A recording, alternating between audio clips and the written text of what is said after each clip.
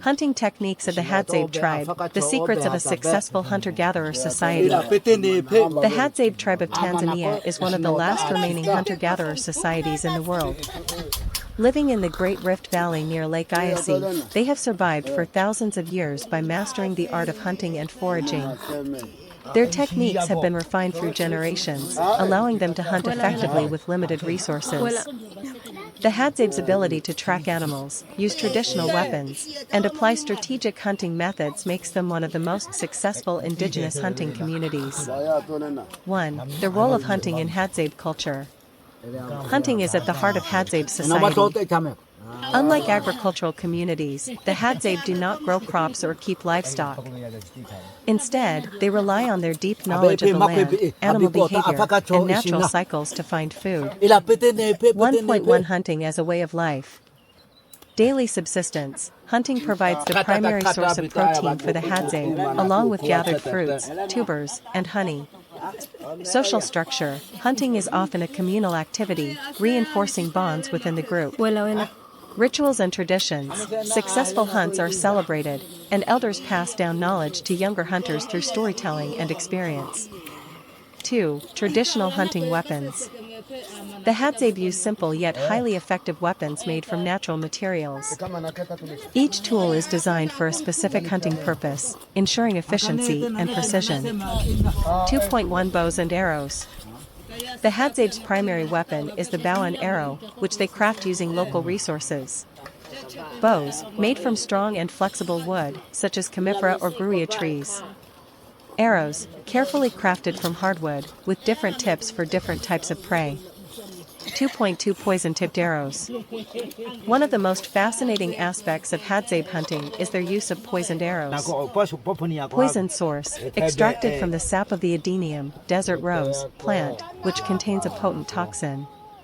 Application. The poison is applied to the arrow tips and left to dry, ensuring that a successful shot will weaken or kill an animal within minutes to hours.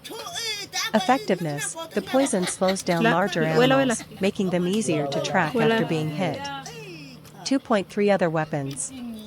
Clubs and spears, sometimes used for close-range combat with animals or in self-defense.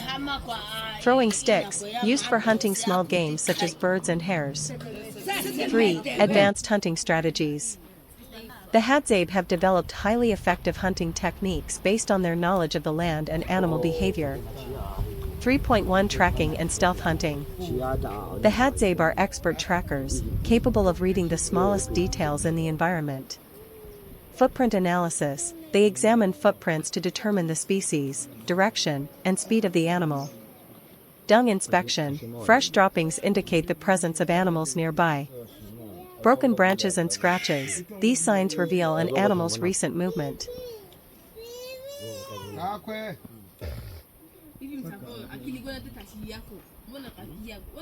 3.2 Silent communication during hunts.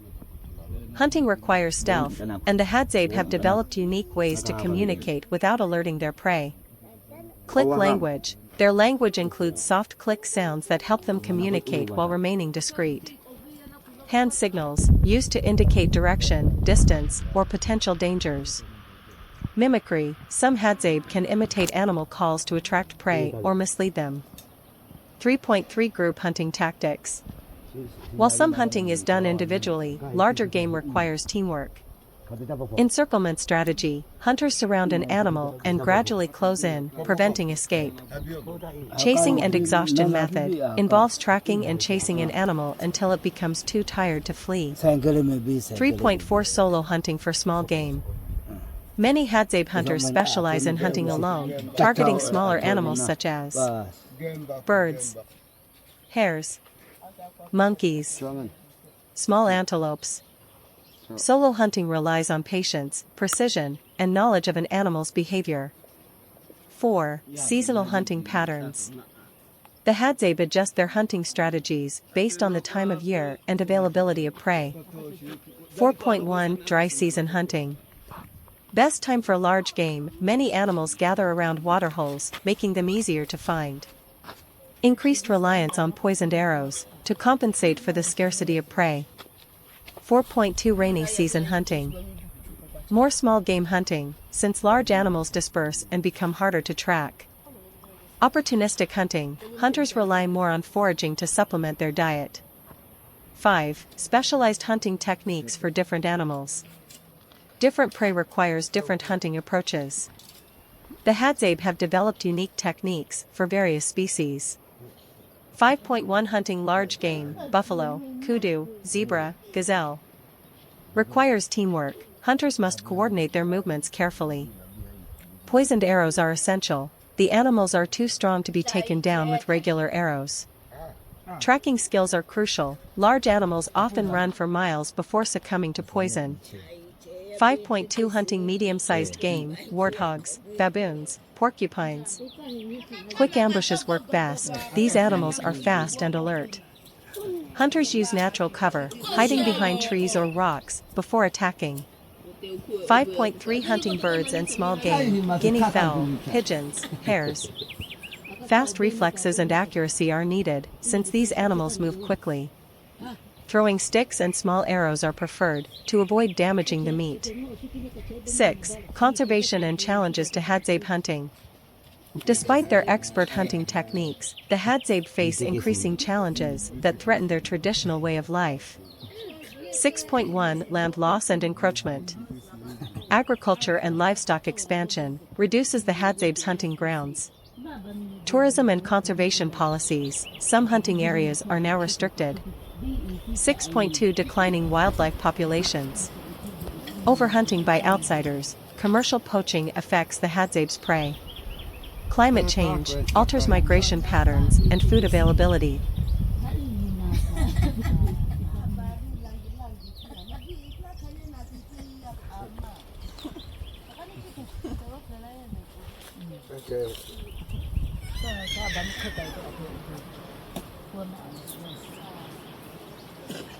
Shaba's European wife tries to cook Hadzabe style, a hilarious disaster.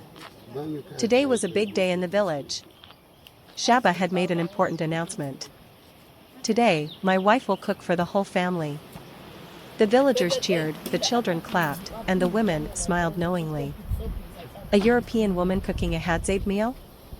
This was going to be entertaining. But there was just one small problem. She had never cooked before. Not even once.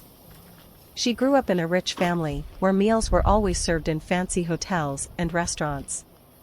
At home, there were chefs, and she never had to touch a pot or light a stove. Now, in the middle of the Hadzabe village, she stood in front of an open fire, completely lost. Step 1, making the fire, or trying to. The Hadzabe women sat around, watching with amusement. Shaba's wife picked up 2 small sticks and began rubbing them together, looking serious. The women burst into laughter. Not like that, one of them said, shaking her head. She grabbed the sticks and, within seconds, poof! A small flame appeared. Shaba's wife stared in shock. How did you do that so fast? Shaba smirked. Welcome to the real world, my love. She sighed. Okay, fire is harder than I thought. Step 2, catching a chicken, total chaos. The village had decided to make a chicken stew, so they handed her a live chicken and told her, catch it. She held it for 1 second before, flap. Flap. Flap. The chicken escaped.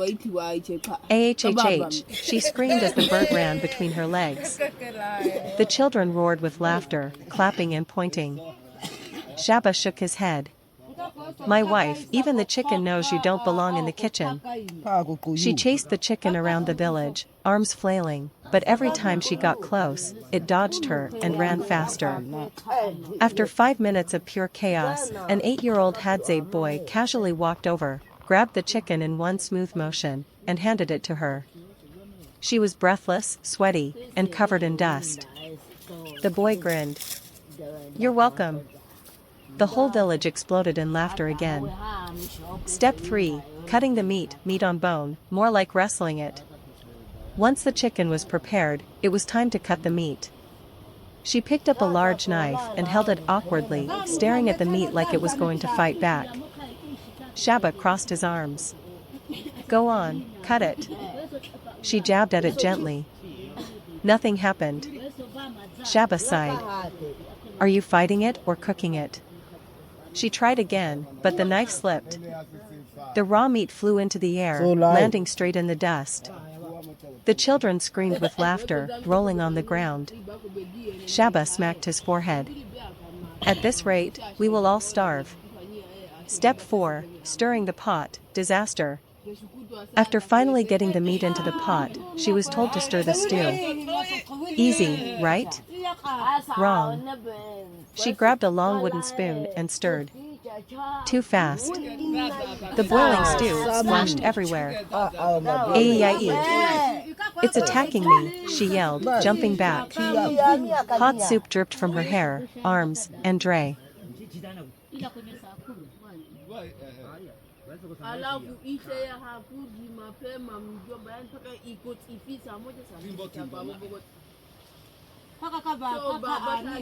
It's attacking me, she yelled, jumping back. Hot soup dripped from her hair, arms, and dress. The villagers howled with laughter. Shaba was laughing so hard he was crying. My love, the food is not your enemy. Step 5, the final taste test. Finally, after hours of chaos, shouting, and running from chickens, the food was ready. The whole village sat around the fire, waiting to taste the masterpiece. Shaba took the first bite, and his face froze. Silence. The villagers leaned in. Then suddenly, Shaba shouted, "Water! I need water."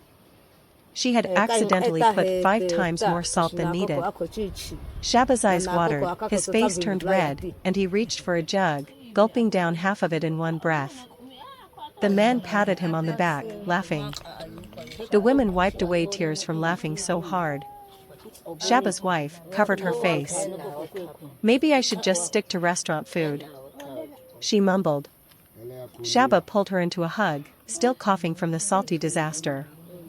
Don't worry, my love, tomorrow, we let the Real cooks handle it. And just like that, the village had one of its funniest nights ever.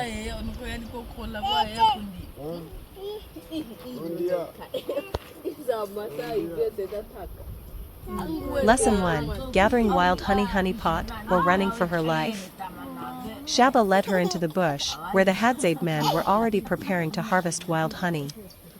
This is easy, Shaba said. Just climb the tree, take the honeycomb, and don't let the bees catch you. She froze. Wait. Bees? No one said anything about bees. Before she could run, one of the men had already climbed up the tree, using only his hands and feet. He reached into a hole in the tree, pulled out a huge honeycomb dripping with golden honey, and tossed it down. She stared in amazement. Wow, that's incredible. Bee-zee-zee-zee-zee-zee-zee-zee-zee. Suddenly, the bees swarmed out, and they were not happy. Shaba's wife screamed. Run. She took off sprinting through the bushes, waving her hands wildly. The Hadzabe men? They didn't run. They just stood and laughed. Shaba jogged beside her, still laughing. My love, the bees can smell your fear. I smell like fear because I am afraid, she yelled. Finally, the bees left her alone, and she collapsed on the ground, panting. One of the elders walked over, holding a piece of fresh honeycomb. He handed it to her with a smile. You worked hard. Here, eat. She tasted it, and her eyes widened. This is the best thing I have ever eaten. The village cheered. Lesson 2, learning to hunt bow and arrow. Well, trying to. After her honey adventure, Shaba decided it was time for his wife to learn the art of hunting. He handed her a Hadzabe bow and arrow.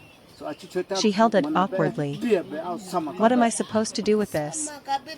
Shaba grinned. You see that tree? Imagine it is an antelope. Now, shoot. She pulled back the string, aimed carefully, and let go.